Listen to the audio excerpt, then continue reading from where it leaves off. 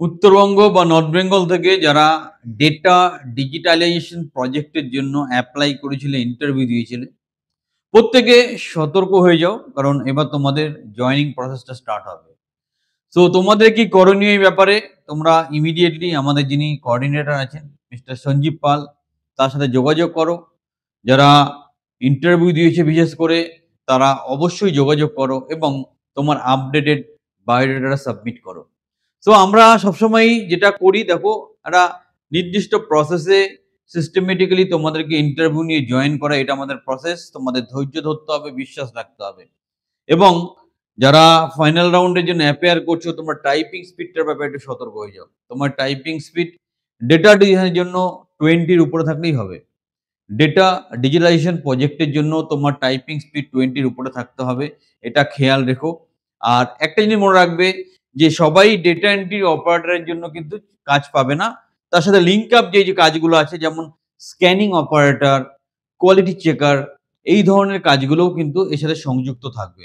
মানে সবাই data entry position তার রিলেটেড, এগুলো সব কোরিলেটেড ব্যাপার। কেউ ডেটা এন্ট্রি অপারেটর হবে, কেউ স্ক্যানিং অপারেটর হবে, কেউ কোয়ালিটি চেক করবে, বাট সবাই কম্পিউটার ওরিয়েন্টেড কাজ করবে। সুবর্ণ সুযোগ, এটা হাতে লাগলে নর্থ বেঙ্গলের চাকরি বাকরির খুব চাপ, অপশন খুব কম, অবশ্যই জয়েন করো। আর এই চাকরিতে জয়েন করলে তুমি পরবর্তীকালে আইসিটি, বিএসকে এইসব জায়গায় আরো সুযোগ পেয়ে যাবে কাজ করার জন্য। সুতরাং আর দেরি নয়, এই সুযোগটাকে কাজে লাগাও। এখনই আমাদের এসপাল স্যারকে যোগাযোগ করো। তোমার যেই জায়গাটা বা ইন্টারভিউ দিয়েছিলে, যে জায়গায় ব্যাপারটা পৌঁছেছিল, সেখান থেকে নেক্সট স্টেপ কি হবে জেনে নাও। আর যারা প্রথমবার এই ভিডিওটা দেখছো, তারা ইমিডিয়েটলি স্ক্রিনের নাম্বারে যোগাযোগ করে আমাদের প্রসেস ফলো করে তোমার এই চাকরির সুব্যবস্থাটাকে কাজে লাগাও।